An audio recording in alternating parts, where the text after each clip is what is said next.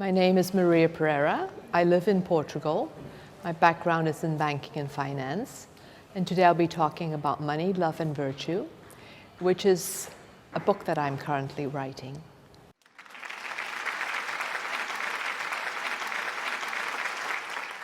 Good evening, everyone. I'm very happy to be here, and I would like to thank the Glasgow Centre for Population Health for the invitation and the International Futures Forum for inviting me, also to Andrew, my friend, and to Graham, who's here, and Alison, who's been doing a lot of work in organizing this, and also to Carol. I don't see where Carol is, but anyway, Carol, there she is.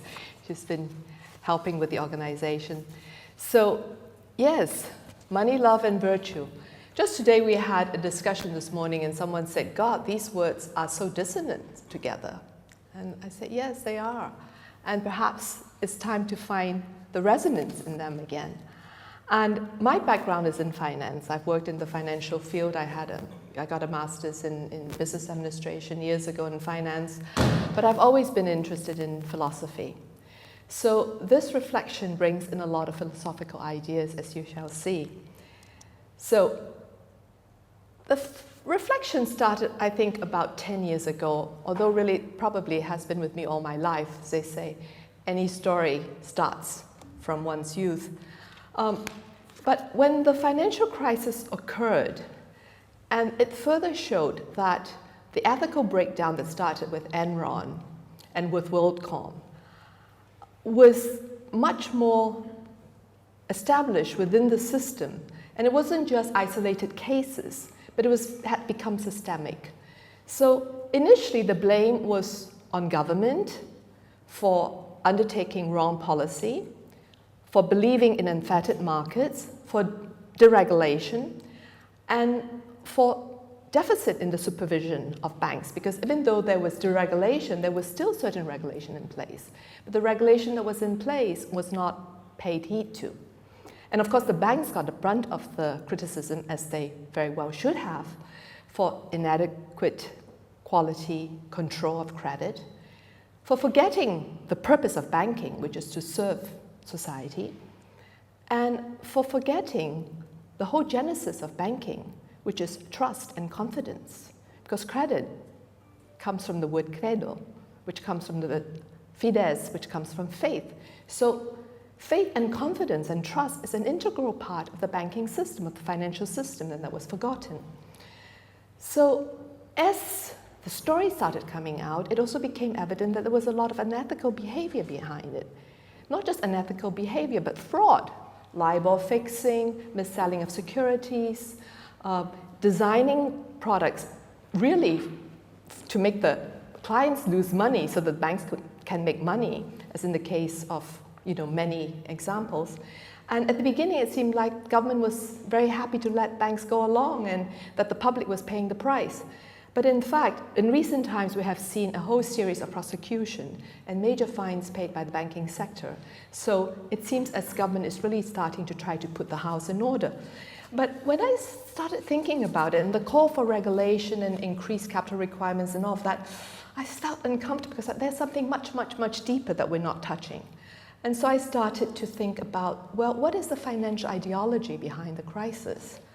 And Adam Smith, Glasgow's famous son, is always used to justify aggressive competition through the principle of self-interest.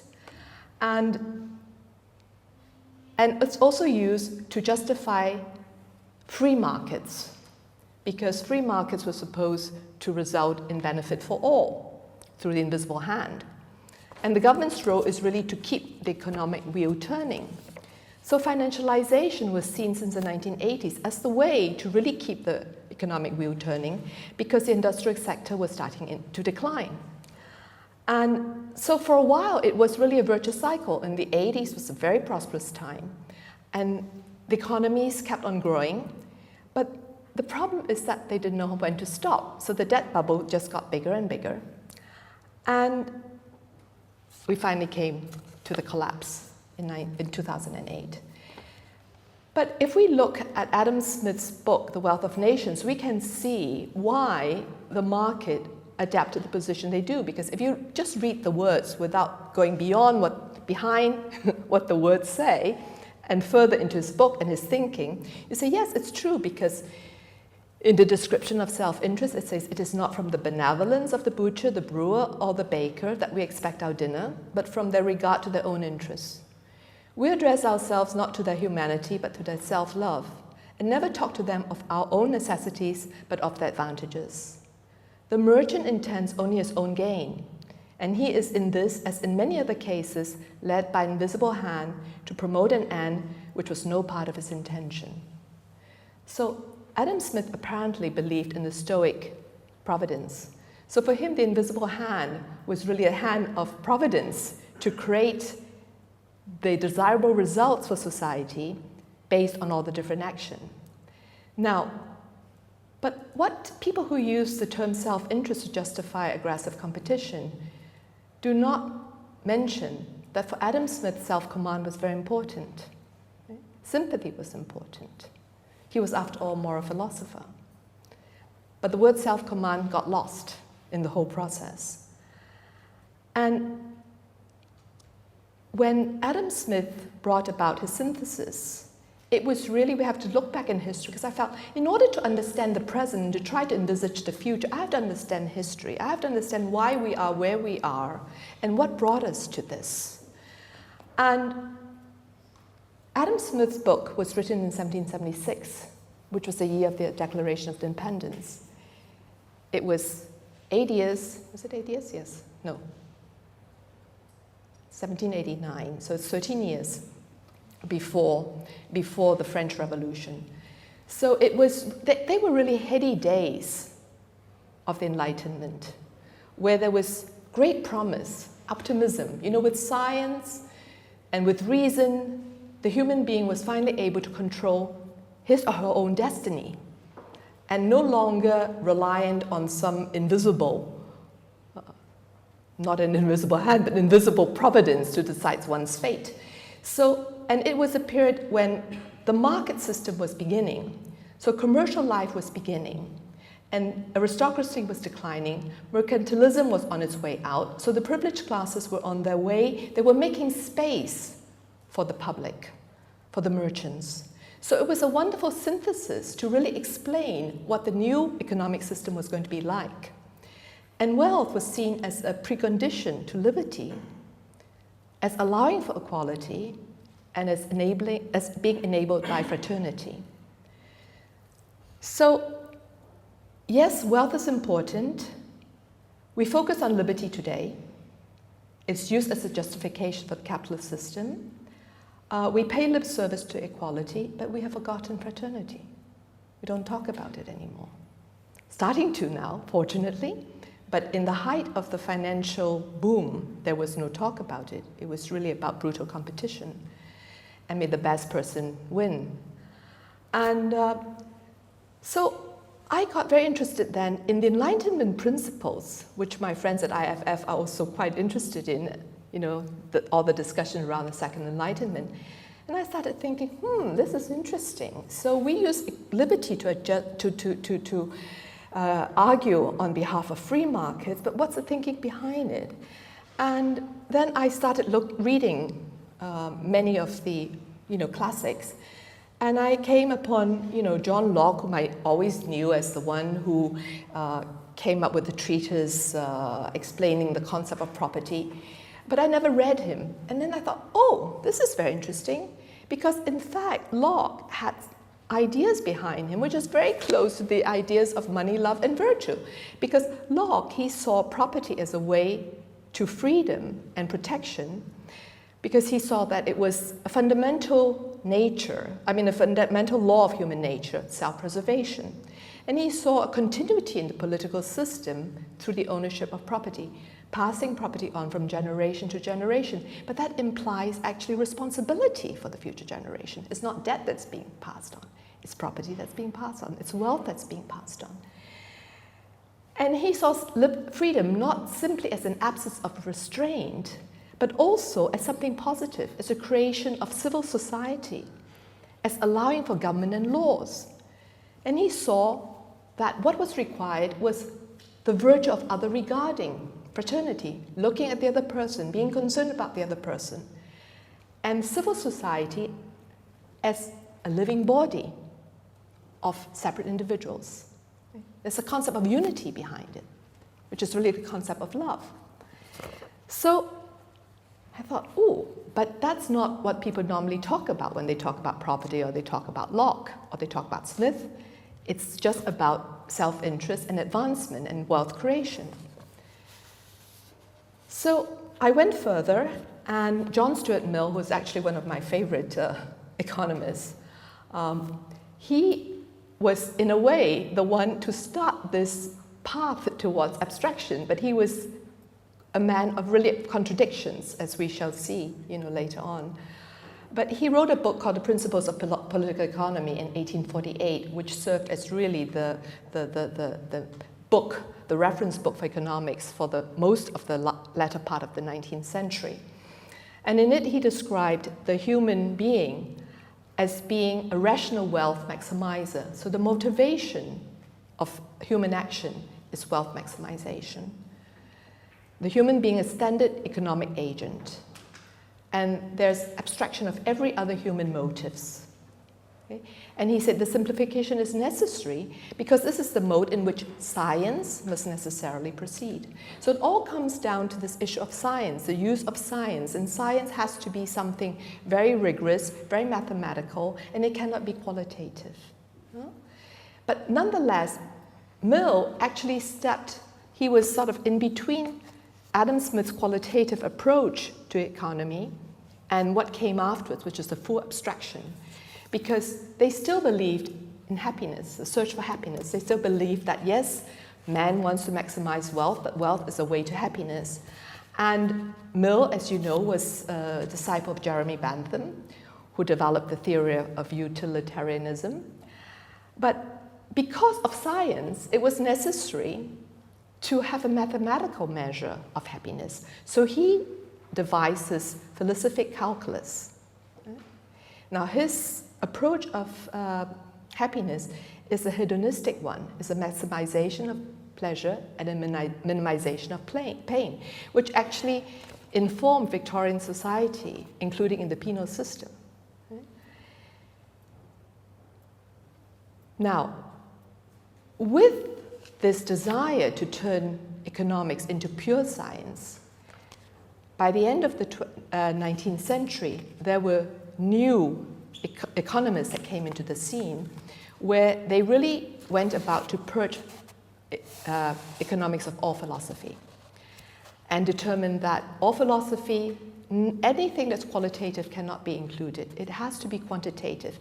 Anything that cannot be measured cannot be trusted because it contains a seed of a bias. Well, we know now that actually mathematics per se cannot include the bias, but the premise behind the mathematical principles that you're working with or the assumptions you're working with, that definitely can contain bias.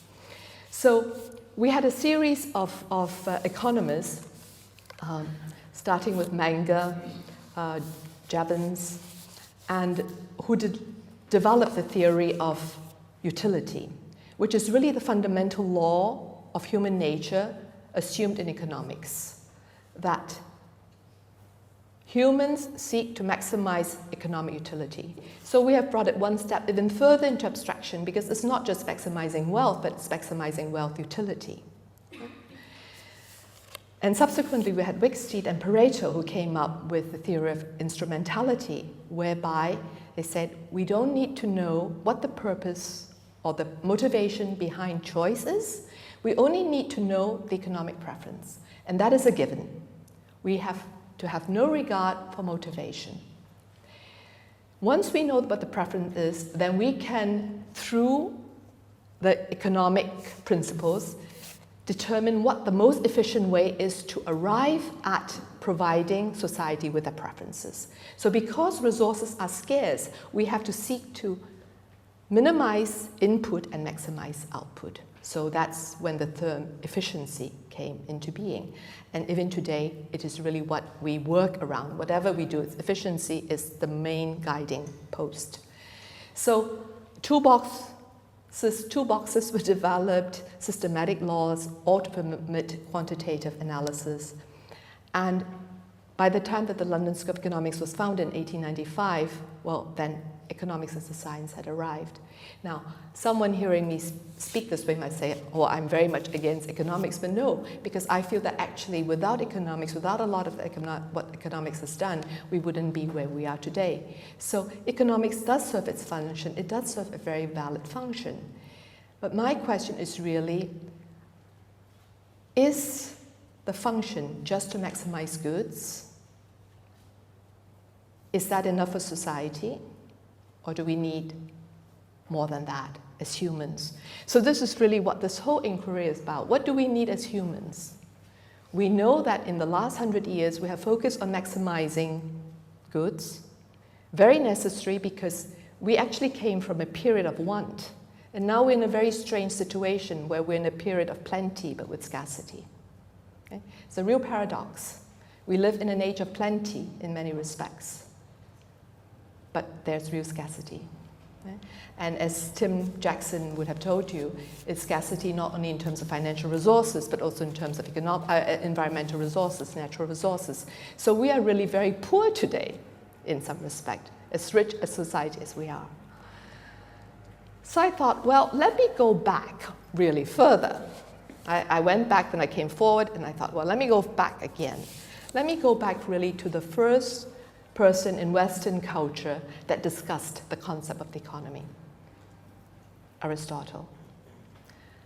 And Aristotle, I was very excited to reread Aristotle because I thought, well, Aristotle actually talks to all three issues I'm interested in: money, love, and virtue. Because he wrote in the Politics about the economy being home management. It was a very simple society then. And some friends say, well, is Aristotle a good example to use because in those days there were slaves and women had no rights and only men were citizens.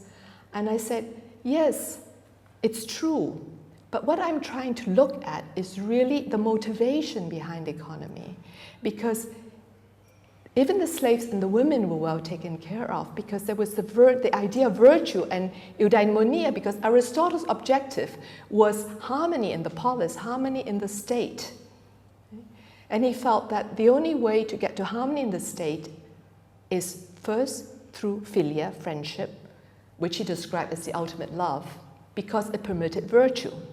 And he felt that virtue was pursued for its own sake because virtue permitted eudaimonia, or flourishing, or happiness. And also very appropriate to today's reflection is that he saw that justice was the virtue that enabled all the virtues. So justice was really the most important virtue because it was the virtue that enabled all other virtues. And he described justice as proportionality. And in today's world where we have increasing wealth disparity, and where we have extreme rent extraction. I mean, 1970, the average salary of a CEO was 30 times that of an average worker. And by 2007, I think it was, the figure had gone to 263. So I don't know what the figure is now, but whether it's 300 or 250 or 320, you can see that huge disparity. It's a jump of, in terms of ratio, almost tenfold. So I thought, well, let's start looking at the economy as a way to organize society. But society is not just money. Society is also the person. And money is really the lifeblood of society. It's vital. We can't live without money, just as we can't live without blood. So money is the lifeblood which circulates within society and which brings either nutrients or toxins. And when I started thinking about that in the conversation with an economist who has been very helpful, to me in my inquiry, he said, oh, Maria, the Franciscan monks talked about money as lifeblood. I said, oh, really? Yes. And then another friend, who is a psychiatrist, said to me, oh, and, Quesnay, who was an economist and also physician of Louis XV, talked about money as the lifeblood. And I thought, well, there must be something to it, because it is indeed the flow that goes throughout society. So we see then that if we're talking about the person, I don't want to use the word individual, if we're talking about the person in society, then we're talking about the common good. And an economist that worked a lot with the idea of the common good was Antonio Genovesi, who was a contemporary of Adam Smith's, but he lived in Naples. And just as Quesnay was a physician as well as an economist, Genovesi was a priest as well as an economist. And because he was a priest, and he was in the age of the Enlightenment, his thought was very much influenced by Thomas Aquinas, who in turn was very much influenced by St. Augustine, who was in turn very much influenced by Aristotle. So then we see this thread of Western thought going back again, to Aristotle. And Genovesi said that, the most important aspect of a civil society within which the economy is, therefore the civil economy, is the common good. Right? And in order to arrive at the common good, you have to have reciprocal relations. And the two foundations for civil society are justice again and humanity. Humanity in terms of dealing with each other. And he said that the essential preconditions for the common good are reciprocal confidence in each other, confidence in the system, trust in the system, mutual assistance, and fraternity or reciprocity. So then again we are in the realm of human relations. So if we are in the realm of human relations, and if we are in the realm of common good, are we in the realm of virtue? Right? Now, I decided purposely to use the word virtue rather than ethics. Because I said, well, why don't you use the word ethics? Because virtue is so old-fashioned, people don't use the word anymore.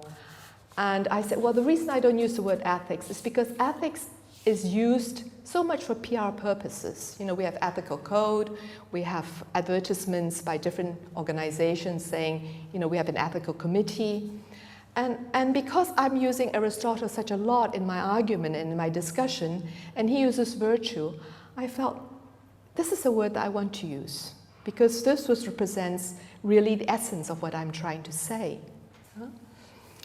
And in today's world, we think that markets do not need to be moral because the instrumentality of the market, the pricing mechanism in the market, leaves morality outside. All we need is a pricing system whereby people agree to buy and sell to each other. So we start off with self-interest of a person, we start off with the preference of a person, and then that leads to a social contract, or a business contract, which say, not a social contract. And the contract needs to have no moral content, because I can sell you something that is only worth 1/10 of what you were willing to pay. But if you're willing to pay, it's fine. Right? So the price mechanism will determine all exchange. And within this theory, there's no mutual assistance required. And in fact, mutual assistance would imply sacrifice, because then if I have to be concerned with someone else, I have to sacrifice perhaps part of my own good. However, there are two economists, Luigi Bruni, who's the one that I work a lot with. He's Italian, he teaches in Rome. And Robert Sugden, who is a professor at Norwich University. They've done a lot of work in the last 10, 20 years on virtual markets. They've written many papers, books, and they've done really interesting work because they say that, in fact, virtue is possible in markets. And not only is it possible, it's necessary. Because in markets, there has to be a fairness in exchange. There has to be justice. Because in any market transaction, in order for a market to survive, there has to be benefit for all parties. And if this skewed situation lasts for too long, you have market failure, which is actually what we had with the crisis. So reciprocity is necessary, virtue is necessary, and it doesn't imply sacrifice, because that's how really you ensure each other's long-term welfare. So it's self-interest in an expanded way and with a long vision rather than a short vision. And they say market, allows, if a market is fair and just, it allows for dignity. It considers humanity. And Adam Smith, in his Wealth of Nations, says, well, liberty and markets are important, because with markets, and if you're able to earn your own keep by selling goods in the marketplace, you don't need to beg. You don't need to be a beggar. You can be self-sufficient. So,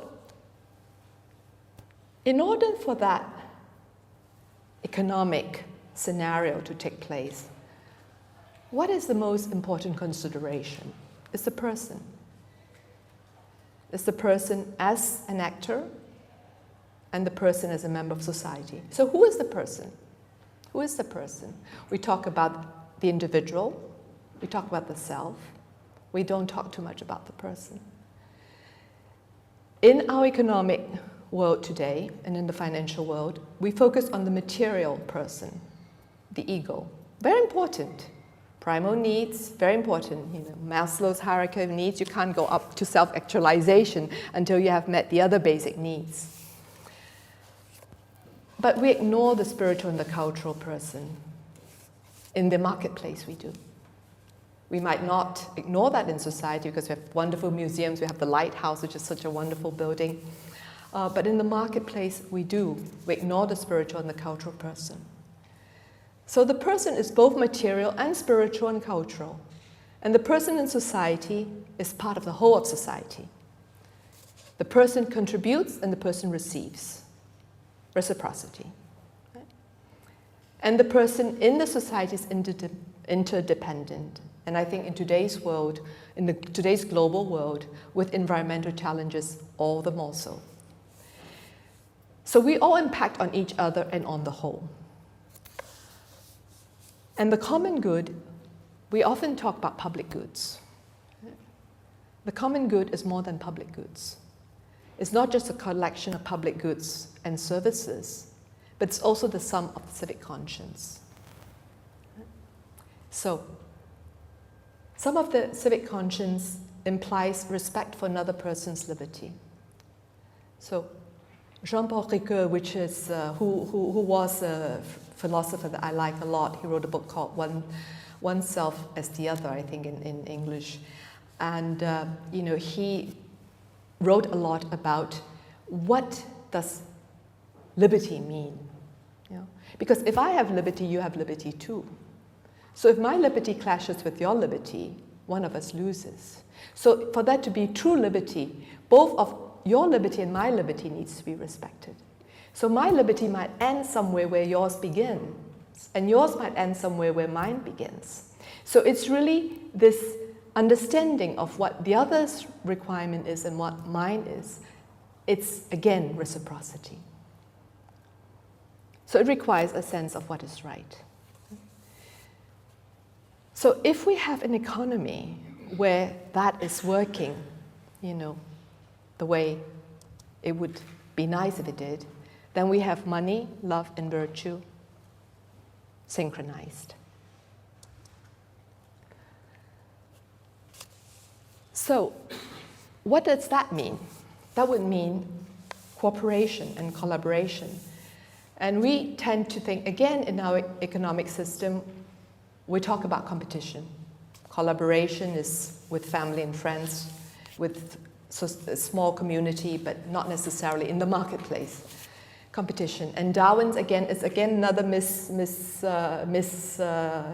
misinterpretation, because we always use Darwin's survival of the fittest to justify competition. But apparently he did not use the term survival of the fittest. It was adapted by someone else to suit a certain agenda at that given time. But it stayed with us, and even today, people always refer to it as if it's, cast in stone. But nobody talks about later Darwin, where he wrote about cooperation, and when he said that the human race could not have survived without cooperation.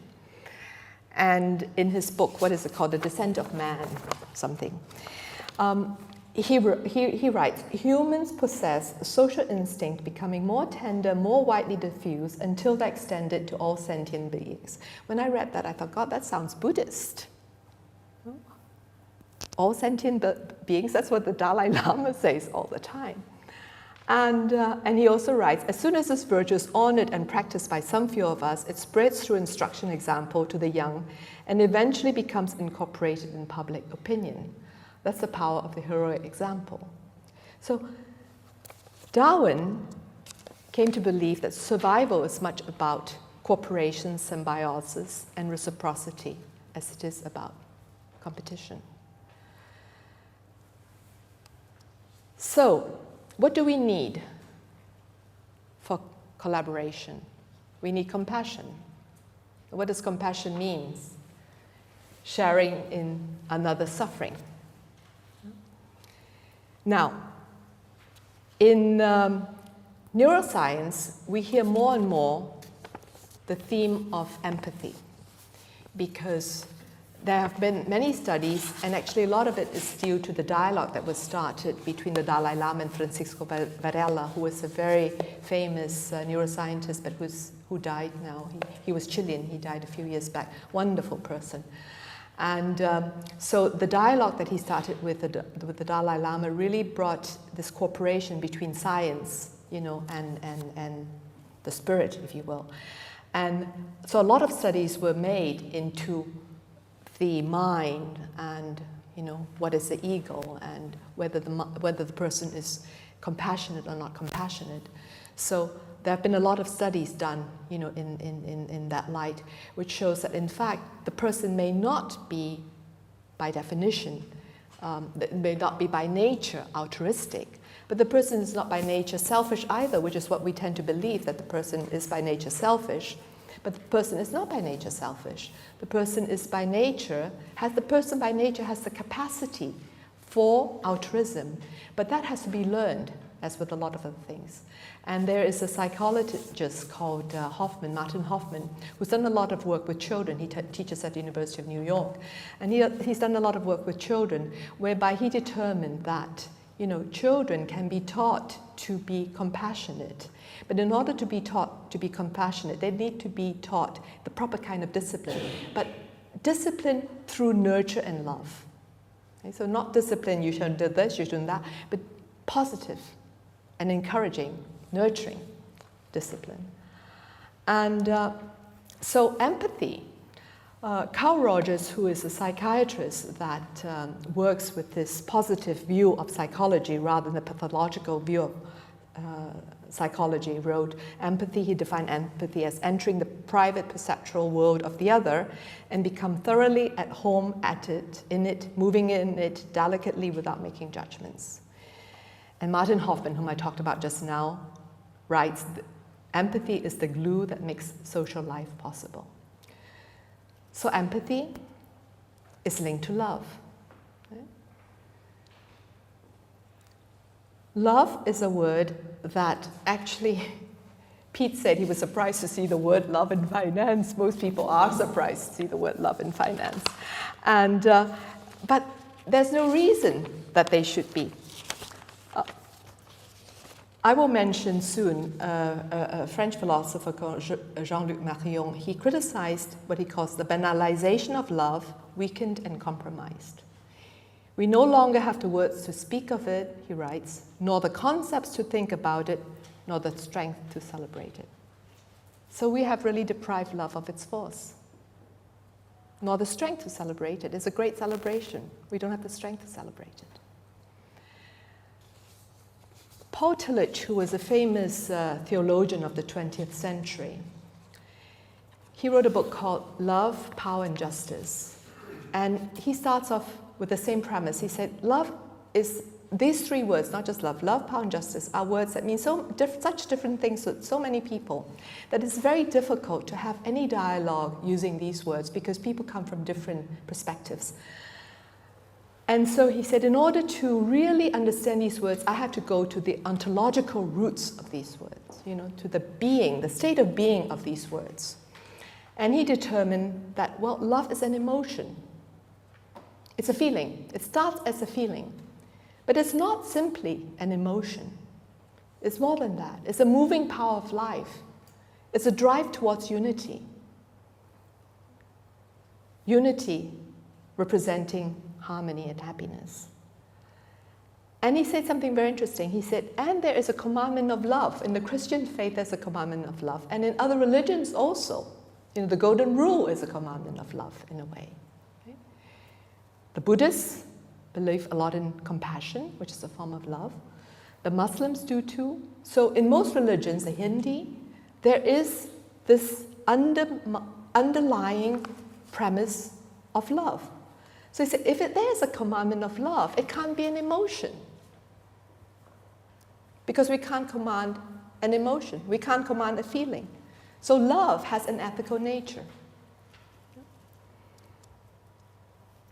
Now Tillich also, he felt that in our society, we have this polarized view of love and power. So love is seen as soft and weak, as a resignation of power. And power is strong and forceful, a denial of love. So I just learned a term, love is a woo-woo word. Apparently the scientists use it to say that it's something that, what does it mean, Andrew? Woo-woo means it says fluffy, you can't define it or pin it down. Okay, fluffy. And, but Tillich is actually saying that love is not fluffy. Love is actually very powerful. And Martin Luther King, his student, at a speech once said this, which I thought was absolutely wonderful. Power without love is reckless and abusive, and love without power is sentimental and anemic. We think of love actually as sentimental and anemic because we think of love without power. Then he goes on, power at its best is love implementing the demands of justice, and justice at its best is love correcting everything that stands against love. So, we have love as a power that enables justice, the greatest virtue. So the two of them link very nicely together. So, I mentioned Jean-Luc Marion just now. He's a philosopher, and he writes, well, the ego thinks, but the ego also loves. And he coined this term, ego amans, the self that loves. And he said the self loves via feeling, but it's not an egotistical and possessive feeling. Because he said that, in fact, there's one single proof of love, and that is to give without return or chance of recovery, with the risk of losing. But love itself is never lost, because it is accomplished in loss. So the willingness to lose it actually gives you more in return. Luc Ferry, who's another French philosopher, he was at one time the Minister of Education in France, he wrote a book 3 years ago called, I was very surprised to see that, called Love, the New Spiritual Secularity. Okay? And in it, he argues, he said, we really need a new moral order. We need to have love. He said, in the future, love is going to shape our society for 3 reasons. One is that with the breakdown of the ethical, with breakdown of Kant's ethical imperative, which was really, there is an ethical imperative which guides me to act in a certain way. And in the course of the 20th century, particularly in the second half of the century, that broke down and the moral order broke down. And he said, and that void was filled by hyperconsumption and extreme egotism, which has brought us to the problems that we all know about now. So he says that we really need to recover a new moral order. But the new moral order cannot be Kant's imperative, an ethical imperative. It has to be something that is much more within us. And he criticized the Enlightenment for 2 reasons. He said, well, the Enlightenment focused on reason and it focused on liberty. But the Enlightenment forgot something very important. The Enlightenment forgot about wisdom. Okay? And he said, and wisdom, the discovery of wisdom will lead us back to the discovery of love. So for him, it is not only because of the breakdown of the ethical order, he says that in today's world, where we have such complex challenges, such difficult problems, a global world where government's ability to act is actually hampered, because we're so interlinked. We see in the environmental situation, it's really very difficult for one government to act in isolation. So he said, in a world where government is weakened in the way it can respond to challenges, all the more we need civic action. We need people to help government to bring about results. So civil action manifested in fraternal love, permeating interactions, and providing substance to political action. Now, this is a very different view from Sir Dennis Robertson, who was an economist, who wrote a paper, I think it was 1956, called What Do Economists Economize On? Guess what? Anyone wants to guess?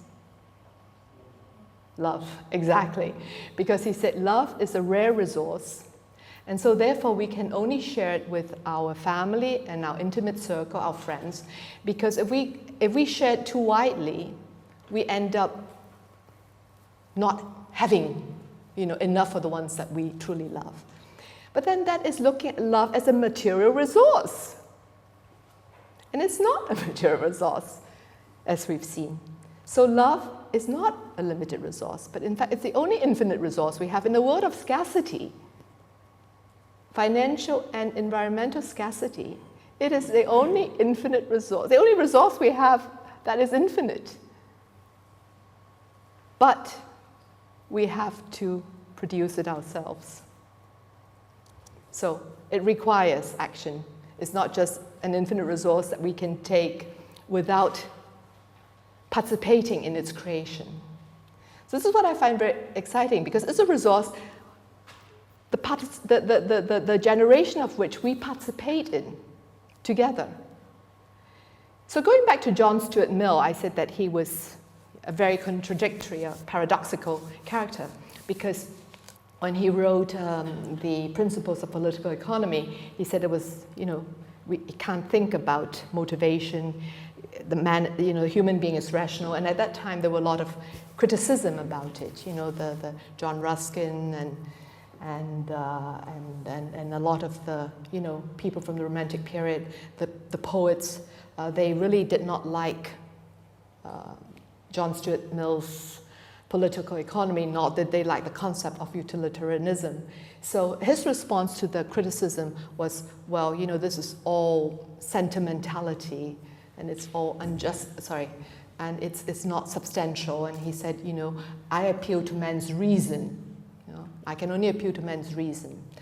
But then he got married to a woman with whom he had a very, very close relationship, Harriet Taylor. They had a long friendship, but Harriet Taylor was married, and she became a widow. And when she became a widow, their friendship, developed further, and they got married. And through his marriage to Harriet Taylor, he learned that true happiness came not from aiming to maximize one's own happiness, but by fixing on some object other than oneself. And he described ultimate happiness as coming from experiencing another's happiness. And he, like Aristotle, equated love with friendship. So, and the interesting thing is also, on the subjugation of women. I mean, a lot of people say that actually John Stuart Mill was the first person to write on behalf of women's rights, because he wrote this essay on the subjugation of women together with Harriet Taylor, his wife. And so at the end of his life, he really tried to make up for the harm that he saw subsequently that he had done. And the other interesting thing is another economist, Wilfredo Pareto, who was one of the two that had come up with the theory of instrumentality. at some stage towards the end of his life, he gave up economics because he was trying to understand why his principles, his economic principles or theory, which was so well thought of, did not seem to work in real life. So he spent the rest of his life studying sociology to try to find an answer for it, and he never did, sadly enough. So, neuroscience. I mentioned neuroscience earlier, and I bring in Antonio Damasio. He is a neuroscientist who has written a lot of books, very interested in ethics, really believes in the possibility of cultivating moral behavior, but he again says that it's important to start. So for those of you involved in education, it's very important to start from a young age. And in his last book, Self Comes to Mind, he described the brain as being connected to the body through feeling. And he said we have three selves: the primordial self, the core self, and the autobiographical self. Okay? Now, again, in our economy, we focus on the first two, not so much on the social and the spiritual self. But he said that is the most important self, because that is the self through which the reflective conscious mind works. And the mind, tempered by feeling and guided by memory, seeks the well-being not only of the individual, but of the compounded society. And it's through that seeking of the well-being of society that we have moral rules and laws and justice system. Justice. Michael Sandel. I like him a lot. I'm bringing up some of the names because I think that this would be interesting for you to also look and read into, because Michael Sandel is a contemporary philosopher. I think he teaches at Yale, I believe. He wrote a book on justice, whereby he says there are three ways to look at justice. You know, there's the John Rawls way, which is really looking at the perfect institution and the perfect law, okay, in order to be able to ensure freedom. Okay. There's Amartya Sen's way, which is more similar to the common good, if you will, where he says what's important is not, yes, the institution is important, but equally important is the capability, human capacity to attain justice. So in other words, are the conditions in place to allow people to attain justice? Okay? And he said that a justice system cannot be self-seeking. It has to provide for reciprocity and mutual benefit. And within that system, the institution is important, but equally important is civic action. And then we have the Aristotelian perspective, which is the individual perspective. How can I, as an individual, work towards cultivating justice for myself and for the system, the virtue and the good life? So here we have really three, I would say there are actually three pillars that are required. We need to have an institution as perfect as possible.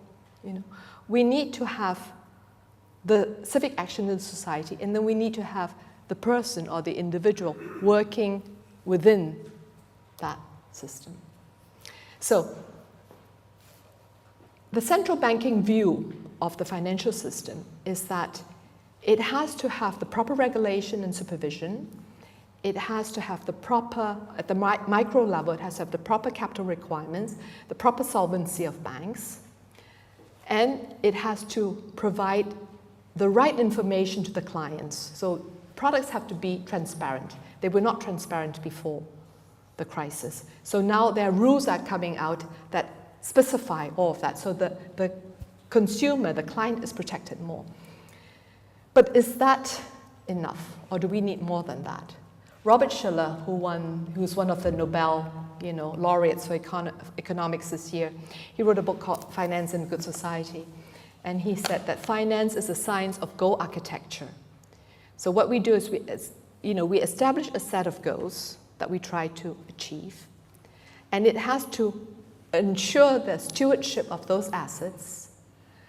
And we need to, one of the problems today, leading to the problem today, and it continues to be the problem today, is we focus too much on the short term, on portfolio optimization, on trading, what some people call casino finance. And what we really need to do is focus on the long term, because finance can be beneficially employed in constructive deal making, in the structuring of projects, enterprises, and systems. So he used fairness to justify finance as the goal end of society, and that's why I don't agree with him, because I don't think finance is the end of society. I think the finance is the means, or the lifeblood, to an end, and the end is the common good. And finance really derives from fidus, or trust, not so much from fairness. So, coming back, thinking back on the Enlightenment principles and say, well, if we bring it back to bring it forward to today's world, what do we need? And Martha Nussbaum was asked that question at the Royal Society of Art, again a philosopher, one that I like to read a lot, very concerned about ethics, always goes back to Aristotle and to the Greeks. She said that we really need to have critical thinking. And that's why, I titled my talk Reflecting On, because reflection is very important in this whole resolution that we're trying to find. So we need to ask the question, what do we stand for? The Aristotelian self-examination. And civic action again. We need to have a sense of global citizenship. So civic action on a global level, not purely on a municipal level. And empathy. We need to be able to feel, to understand the other's position. So 3 words that she used, which I think might be more appropriate for contemporary world, is instead of liberty is autonomy. We have to understand, what does autonomy mean?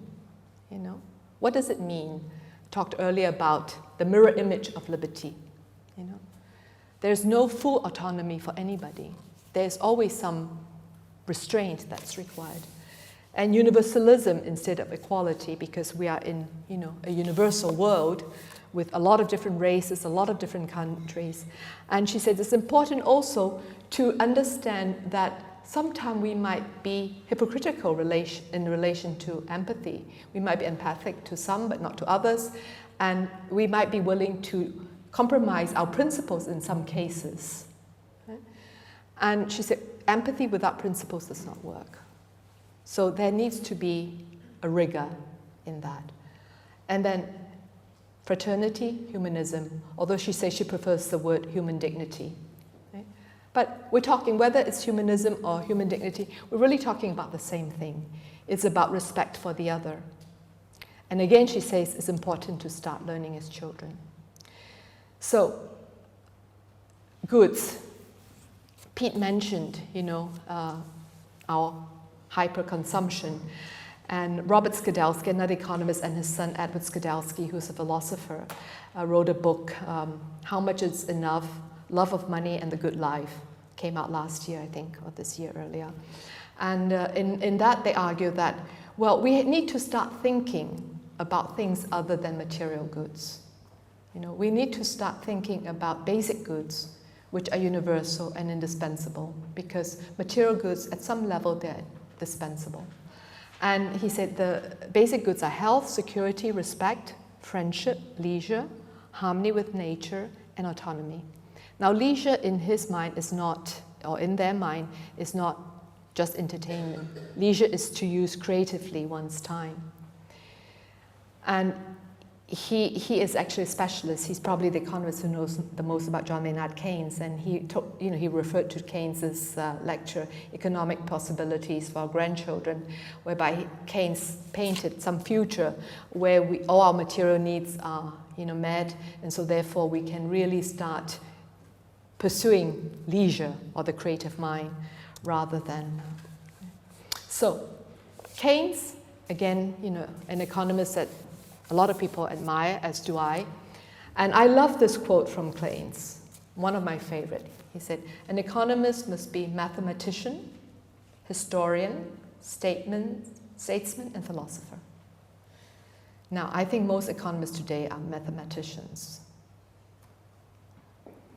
So, what do we need in a good society? We need empathy and collaboration, trust and justice, long-term and integral version, liberty, autonomy, virtue, common good, and reciprocity, which is really an economic resource, reciprocity. So, this chart represents where we are now. So money dictates love, money dictates virtue. Money buys friendship, money buys a lot of things. Money can also serve as, how would I say, can also serve to ensure a certain level of virtue, because through penalties, in the case of trespass, that's money taken away, that's one way of motivation. But what I'm trying to suggest that we start thinking about is really a different concept of how these three interact. So, if we have love feeding virtue, and virtue in turn feeding love, and then both love and virtue influencing how money is used, we then have a situation that better serves the human being. And Pitirim Sorokin, who's a sociologist who is not, well known, I suppose because his findings did not suit the agenda, but he actually founded the Department of Sociology at Harvard University. And he headed a research center called the Center for Altruistic Research. And they did a lot of work on the ways and power of love, which is a result of a research that they had done. And in that book, the thing that really jumped out at me was this: a heroic example calling forth mimesis and catharsis is more important than the publication of thousands of books. So when I read that, I thought, should I have been bothered trying to write a book? But then on the other hand, I felt that really what is necessary is language. In order to get culture working a certain way, language is very important. So I really see my role in all of this as contributing to a change in the language. And I understand that there are examples, heroic examples here in Glasgow, Andrew told me, where money, love and virtue may be working together. So if any of you here is involved in those initiatives, I'd love to hear your comments, and I'm also here to answer any questions, or I love to hear the feedback that you may have. And that's it. Thank you.